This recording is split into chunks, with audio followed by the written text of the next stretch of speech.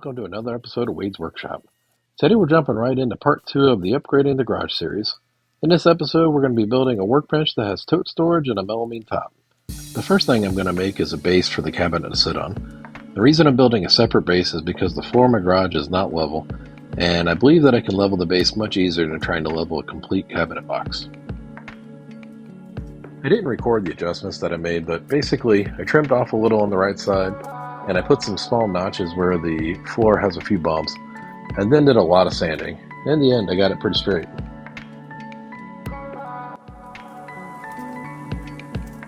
I'm using 3/4 inch birch plywood for this project, and I'm breaking most of it down using my track saw.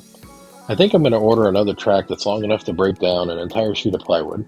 I think I'll like that better than using a table saw. What are your thoughts on it?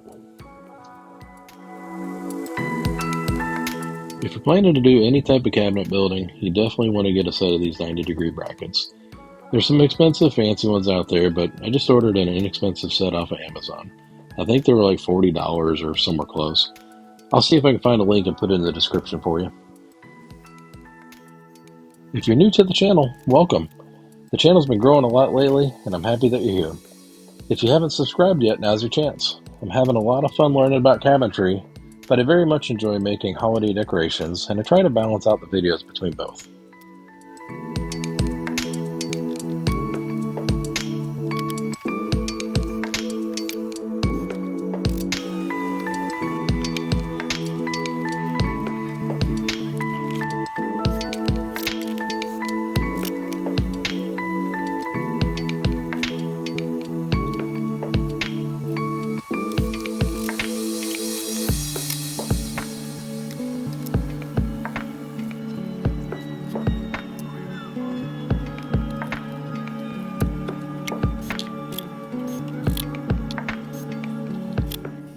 My little roller stand didn't work so well in this cut.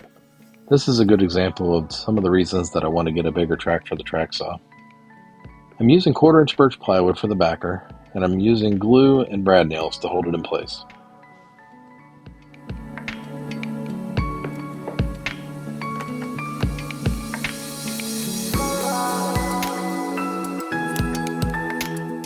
I'm using a tape measure to line up where to shoot the nails so they make it into the uprights. I should have taken the time to measure and mark it with a straight edge, but amazingly, I didn't miss with any of these.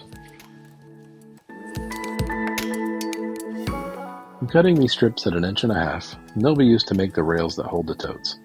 I decided to let the bottom totes sit directly on the base of the cabinet, so if I end up storing anything heavy, the bottom totes can hold it with no problem.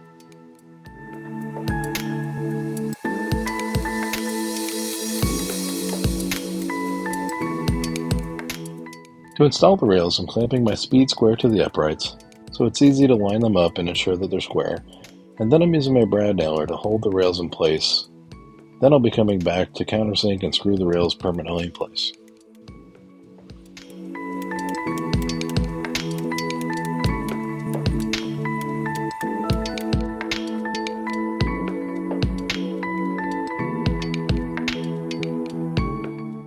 I had a little space left over that wasn't big enough for a tote, so I decided to put a shelf here, and I'll be installing a cabinet door.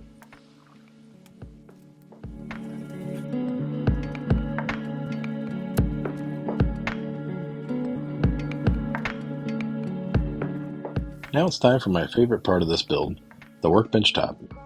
I've never worked with melamine before, but I see people make workbenches with it all the time, so decided to give it a shot. I'm using 3/4 inch plywood with black melamine, and I'll be trimming it with 3/4 inch poplar.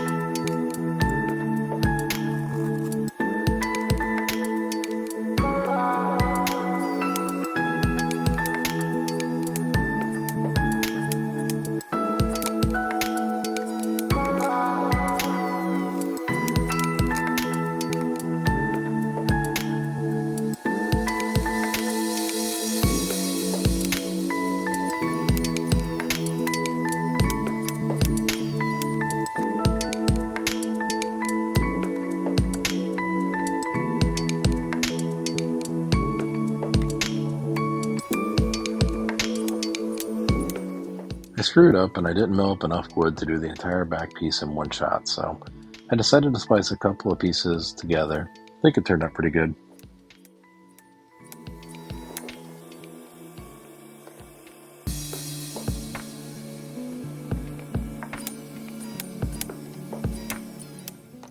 I left the border just a little bit higher than the bench so I could come back over it with a router and a flush trim bit. I was a little nervous that I was going to mess this part up and have to start all over again, but it turned out great.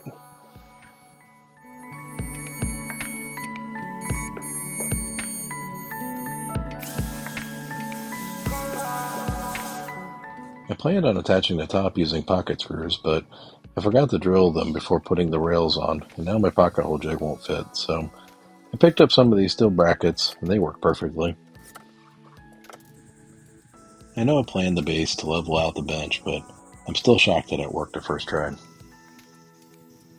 Kids, don't try this at home. This cut was pretty sketchy.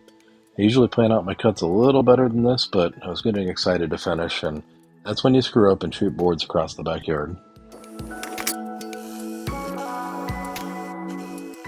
I wasn't planning to use the scrap melamine for a door, but I grabbed it by accident.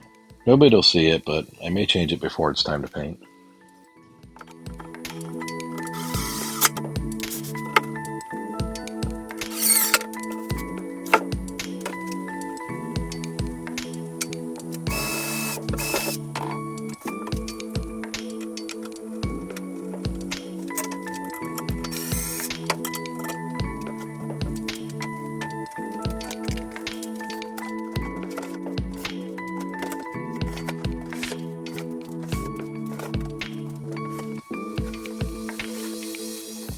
All right, well, that's going to do it for part 2 of this series. Super happy with the way this turned out. It's got plenty of storage with the 6 larger totes and then the cabinet door at the end with some extra storage there as well. And I love the way that this workbench top turned out. So I'm planning to start a series soon on the workshop, upgrading it, and it's going to get all workbenches with this melamine and probably banded with poplar as well. And so it's really good getting some practice and learning how to do that. So part 3 will be out soon. Part 3 is going to be some overhead cabinets and a little cabinet over the door here. So that's going to be coming out soon. And if you didn't see part 1, that's where we built this side here with the tote storage and the paint and aerosol can storage. So that was part 1 and the demolition of what was here before. So if you haven't seen yet, I recommend going back and watching it. But I'm going to start getting ready to put part 3 together. So it's going to be a fun day there. And if you haven't subscribed yet, now's a good time. We've got a lot of projects coming up, working on the workshop, and then the holidays are coming quick, so there's going to be a lot of holiday videos coming out soon as well. So if you have any ideas for future videos, send them in the comments. I'd love to see it. And thanks for watching. That'll be the next series episode that comes out in the series. Material, so that's coming up soon. I ain't gonna make a video of that. Let's try that again. Well, I think that's gonna do it for this episode. Door shutting.